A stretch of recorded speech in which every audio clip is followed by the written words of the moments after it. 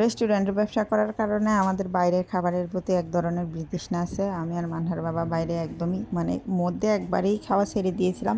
এখন বাইরে গেলে মানহার একটা অভ্যাস হচ্ছে, ওর বাইরে গেলেই খিদা লাগবে, সুতরাং রেস্টুরেন্টে খেতে হয়। রেস্টুরেন্টে যত বড়ই হোক আর যেমনই হোক, রেস্টুরেন্টে কিচেনে থাকা ব্যক্তি কখনোই রেস্টুরেন্টের খাবার প্রিফার করবে না। এটা খুবই স্বাভাবিক একটা ব্যাপার।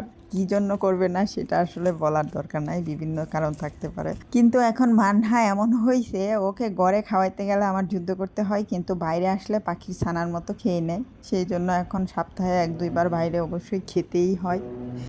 রেস্টুরেন্টে এসে ওর খাবার ধরন দেখলে আমার মনে হয় আর কোনো দিন ওকে বাসায় খাওয়াবো না, শুধু রেস্টুরেন্টেই খাওয়াবে, এমন একটা অবস্থা। বাসায় ওকে খাওয়াইতে গেলে আমার মাঝে মধ্যে কান্না চলে আসে।